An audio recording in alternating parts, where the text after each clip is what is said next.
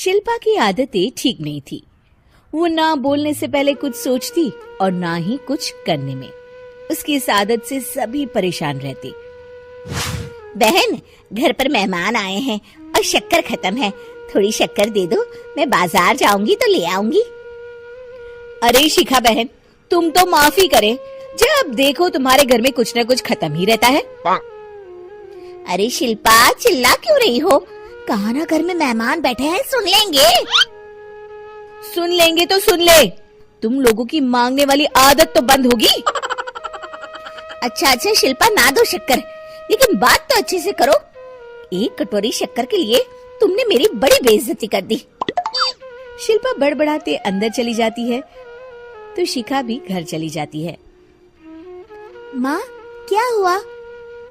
अरे कुछ नहीं बेटा, पता नहीं कहां कहां से ऐसे पड़ोसी आ जाते हैं, जब देखो तब कुछ न कुछ मांगने के लिए घंटी बजाते हैं। अब घंटी बजे तो दरवाजा ना खोलना।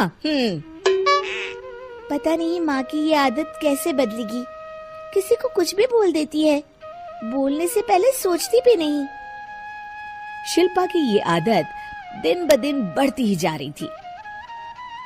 एक दिन शिल्पा के दरवाजे सब्जी वाला आया। सुनो भैया, मुझे ये भिंडी, टिंडे, लौकी और आलू के साथ 1 किलो प्याज दे दो।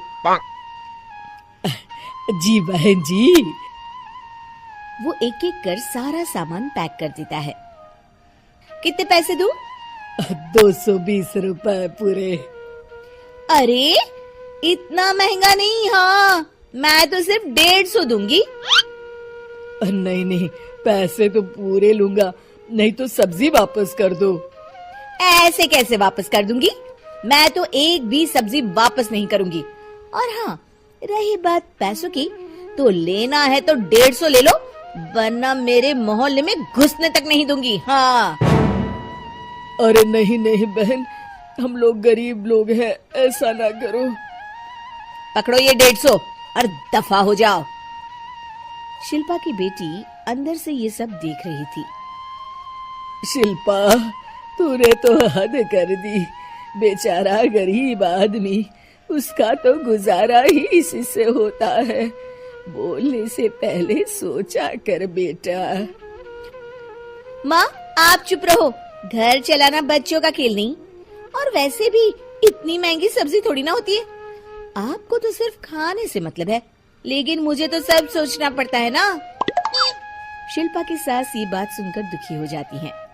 शिल्पा की बेटी शिल्पा की ये सारी बातें सुन रही होती है। शिल्पा की बेटी एक दिन माँ से कहती है, माँ, ओ माँ, जरा यहाँ तो आना। ओहो, क्या हुआ? क्यों चिल्ला रही हो ऐसे बेटा? हुआ क्या? ये देखिए मेरी स्कूल की ड्रेस कितनी गंदी हो गई है, इसे कौन धोएगा? लेकिन ये तो साफ है बेटा, मैंने अपने हाथ से खुद साफ किया है। माँ, ये ड्रेस इतनी गंदी है कि मैं इसे पहन ही नहीं सकती।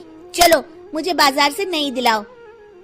शिल्पा दुखी हो जाती है और वहाँ से चली जाती है कि तभी सामने उसकी सास मिल जाती है।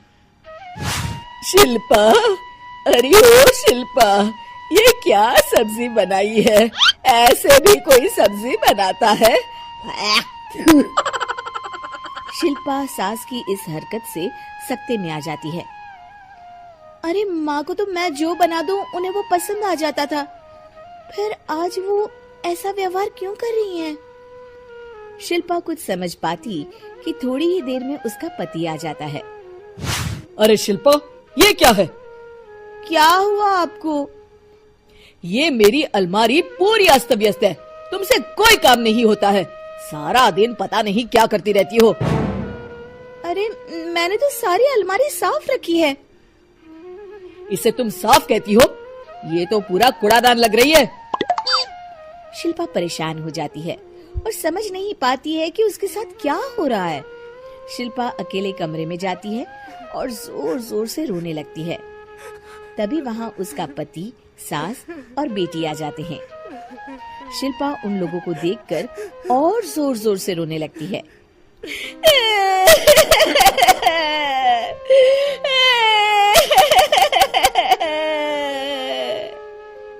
कि कि तभी उसकी सास उससे कहती है, क्या हुआ?